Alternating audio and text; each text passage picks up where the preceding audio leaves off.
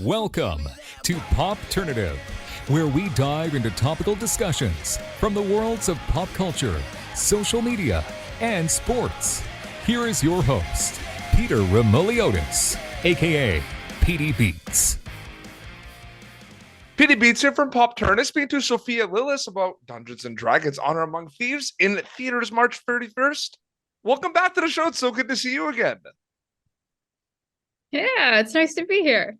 I mean, it's crazy. You know, you're traveling, I'm traveling. It's not my usual Popternative background, but we made it work. It's a busy time, let's be honest. Where are you? I am in LA right now. Okay. And you are in Europe. Yes. So completely different. I mean, congratulations. It's so exciting. I mean, I remember when this was announced, like you were announced for this project and everything, and now it's coming out. It's been a journey for this to actually get out there to the masses, right, Sophia? Yeah, it has, most definitely. I'm so glad everything's finally coming out now, and everyone gets the chance to see this movie. It's interesting because I've seen you say this in a little bit of interviews. I mean, you definitely don't have to be a D&D fan to watch this movie, right? Which is amazing. It's the best quality. I do want to say it's a pretty cool thing, though, to have the opportunity to have people go see the movie and then they go buy a D&D set too. That's like the best part of it too, in my opinion, right? Like you have both. Yeah, absolutely. Right? Did you think about that or like talked about that with the cast at all? Like, wow, maybe we can get a lot of people that usually wouldn't play this game to play this game after this movie. That was secretly the goal of reason why I was a part of this. It's because I really like Dungeons and Dragons. I've played a few times, but I don't know a lot of people who like to play, so it's kind of hard to really find a D&D group.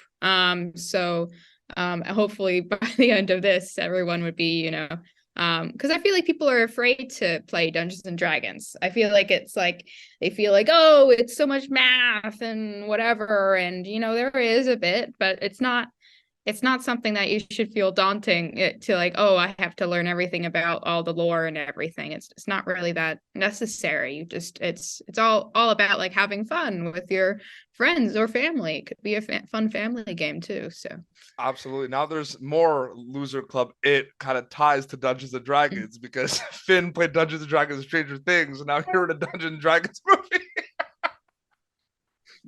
which is amazing. The genre bending component of this film, we talked about kind of the Dungeons and Dragons component, but the genre bending effect, like it's funny, it's got the kind of like edge of your seat moments, it's got so much kind of blended. I'm just curious, when you're casting and you get to actually kind of dive into the scripts, do you immediately notice like the genre bending component of this movie?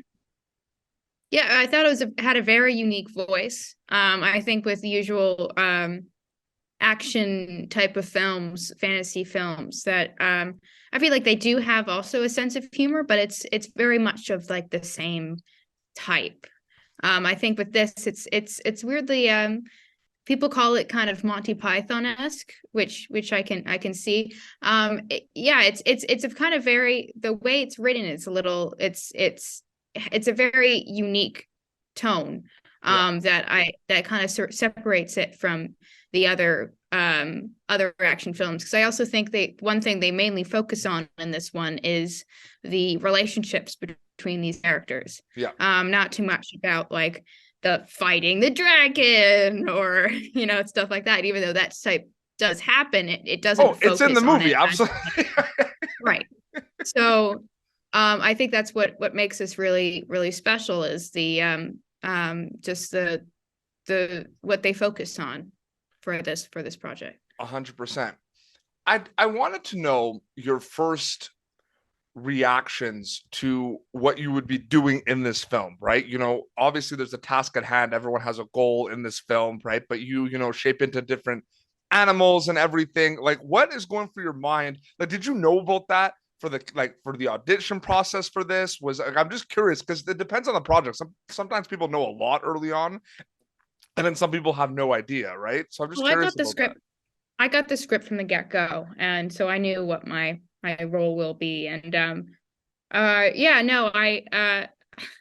was a little nervous playing this character because everyone's like super, super funny, and she's like the very straight man of the group, which I mean, put a lot of pressure off of me in order to like be funny. I didn't have to do that or anything, but some of her jokes are a bit, because she's like kind of like sarcastic and very dry humor esque. And one thing I was nervous about was the turning to the animals. I think Yep. they had to like I was worried because I was like, oh, I hope this looks good instead of, a bit of Animorphs kind of look like, so I was hoping like, oh, I hope it looks okay. And I think they did a really good job with that, and I actually thought they really did a good job with also blending practical effects with special effects. One of the younger one, John Francis Daly loves Jurassic Park.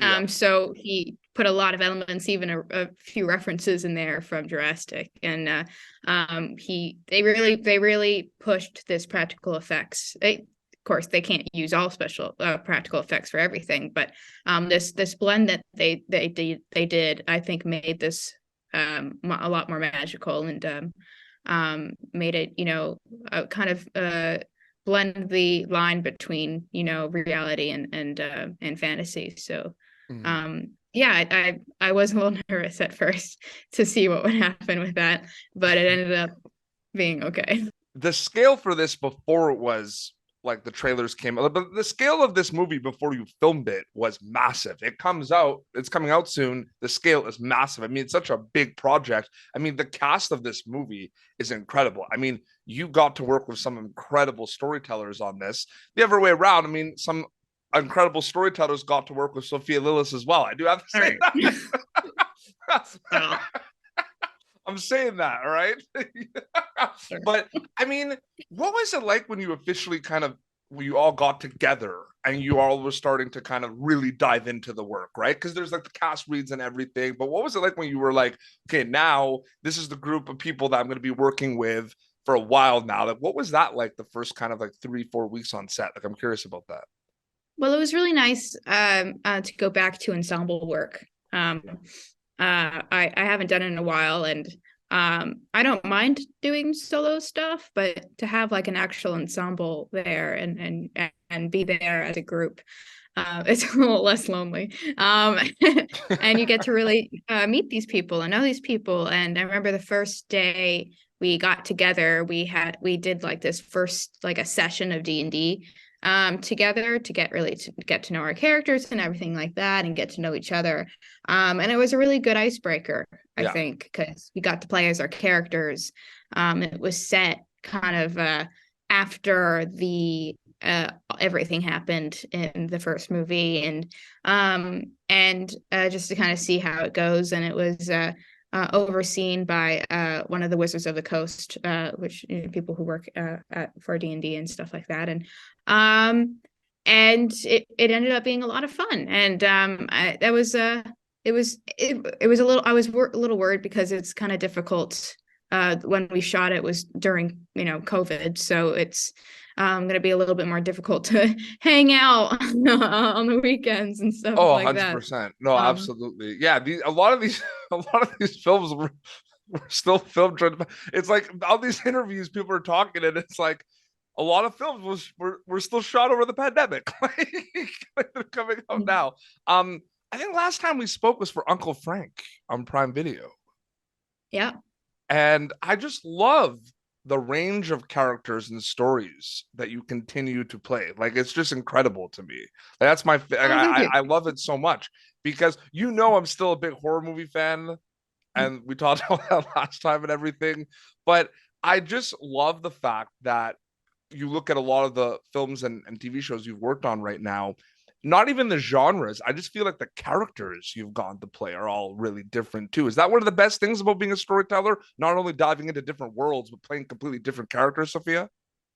Yeah, I mean, I still have that same mentality of trying to find something that I haven't done yet, and because I think with the experience of playing two incredibly different characters, then I can get to learn how to do that, with experience. So yeah, she's definitely a Doric is definitely a different character from Beth and from everyone that I played. And so it was nice to kind of have this experience, and hopefully in the future I get to play her again.